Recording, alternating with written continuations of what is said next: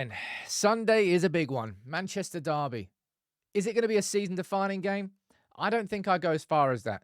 Unless United get absolutely tanked, then it could well be a defining moment. But I'm going to run through my starting 11 and prediction because Erik Ten Hag has got to get it right. With this, not just the starting 11, but how United approach this game, the tactical setup, both in and out of possession. I think there's tweaks and changes that are needed if we're going to have any chance. It's going to be a battle.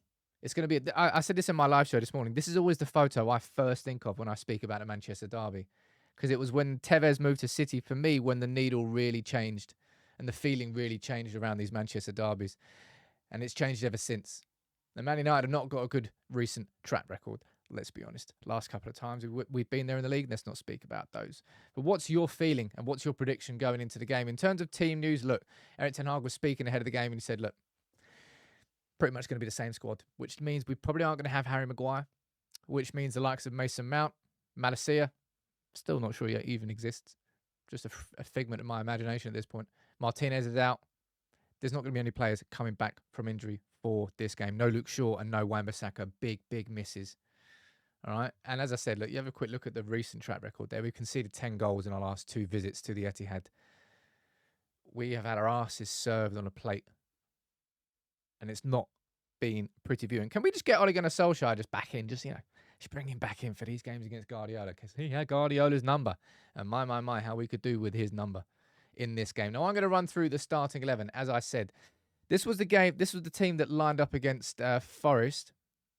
We need to make some changes. If we do not make changes, I do not think we have a chance of winning this game. All right. These are the lads going out there training. You can see Bianchetti there just walking out behind Kobbie Mainoo. Who's this like really young whippersnapper of a midfielder there? Was it Tom Huddleston? Was he like 49? God knows how old he is. Obviously, he's the player coach for the under-21s. Don't think he's going to be featuring. He's definitely not going to be featuring. But I'm going to run through my starting 11. As I said, that was the team that faced Forest. And for me, in my opinion, I think if Man United are going to get a result in this game, I think Andre Onana's going to have to be man of the match. He's going to be busy. Busy AF. We won't be able to stop City creating opportunities. And nor should we just try, by the way, and sit on the edge of... I think there's people who are suggesting Man United should switch to a back 5. Drop a third centre-back in, drop one of the midfielders, hit them on the counter-attack. If we do that, we're going to get steamrolled. We cannot contain City on the edge of our own box. We're not good at box defending. We're not really good at defending overall. But that is not what I would do. So Onana's going to have to be busy. Hopefully he can, in these situations, maybe find those passes, beat the first press. Please. Andre's going to have an absolute stormer of a game if we're going to get a result. Now, in defence, this is where we need to first start making our changes, all right? And one change I would make is this. I would put Lindelof to the bench, and I would bring Johnny Evans on. Johnny Evans, for me, I would rather see him start in this game ahead of Lindelof. He's just a better defender than Victor Lindelof is. Lindelof doesn't have the physicality or the athleticism, and I don't really think that Johnny Evans does either. But he's just a better defender with the ball at his feet, without the ball at his feet. Overall, I don't really see a reason why I would choose Victor Lindelof ahead of Johnny Evans in this game, unless it's fitness related. Now, as long as he's fit as well, Varane hopefully should be starting this game. Now, if he isn't, then you're looking at Evans and Lindelof, and you may as well just give City the 3 points now, really. Oh, let's be honest. But here's the biggest issue, right? What happens at left back? I would say that's the biggest question that Erik... No, there's 2 big questions. One's about left back, one's striker. They're the 2 biggest tactical questions for Erik Ten Hag because it depends on what you prioritise in this game, all right? Do you prioritise United's shape in possession or out of possession? Because I don't think we can do both. We don't have the players available. And even if everybody was available, I'd still have questions about us out of possession. The setup's just not very good this year. Amrabat, in possession against Forest, was very good. Every time he got the ball and he inverted inside and he came in central positions and he progressed it, Amrabat was very good.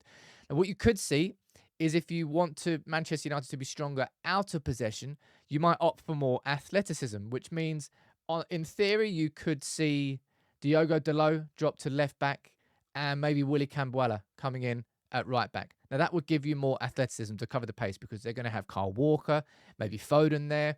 I mean, sod knows who they're going to play on that right flank, but it could be rapid and dangerous. And Amrabat, if he plays in that role as a full left back, he's just going to get overran. They're going to run in behind him.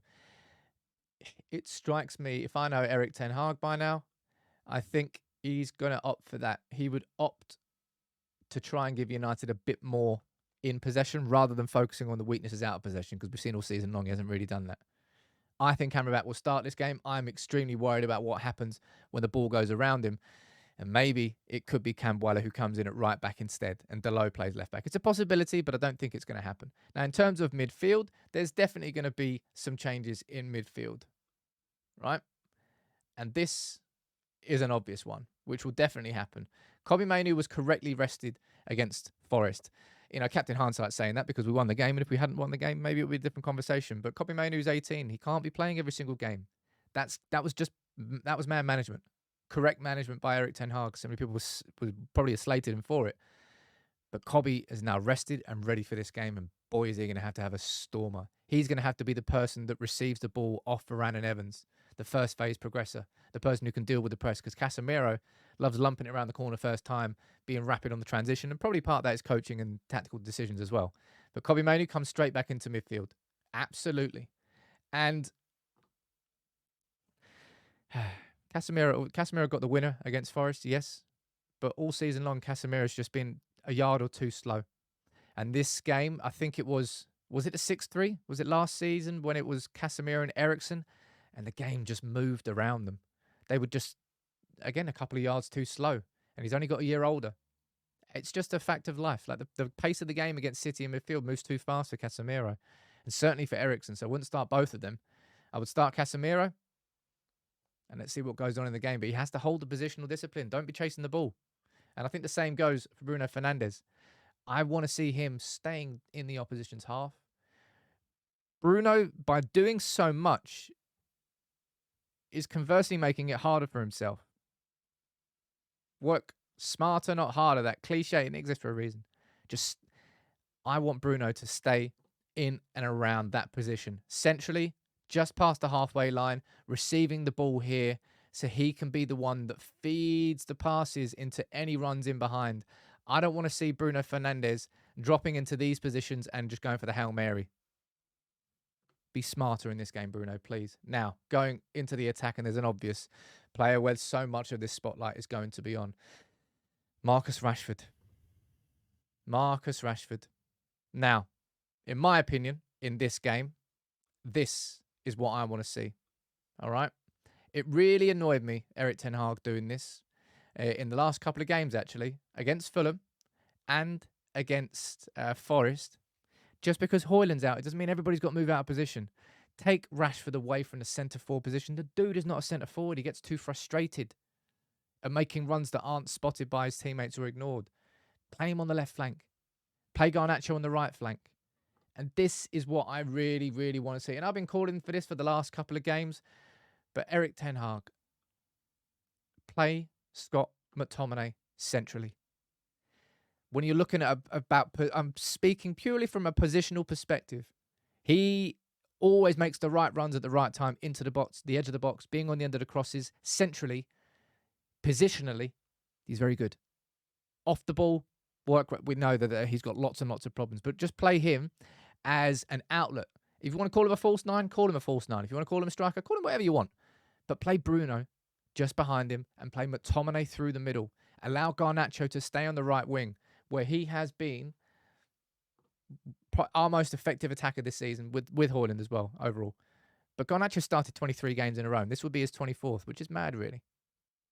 Garnacho on the right flank, drop Anthony to the bench, Rashford on the left, where he favours that position. Still not in firing form, but that's where he's going to find form. He's going to find it anywhere.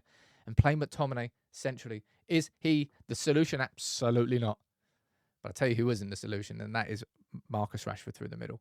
Without Højlund, play McTominay there. That would be my starting 11. And there's question marks everywhere, man.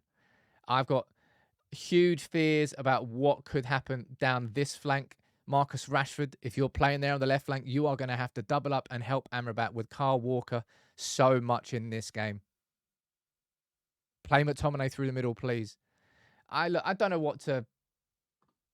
I know what to predict. I don't think even the most optimistic of United fans couldn't be going into this game thinking, yeah, we're going to win this game. But I know we can get a result. If we play smartly, we have to have a stricter, more compact setup out of possession. Don't be chasing the front press.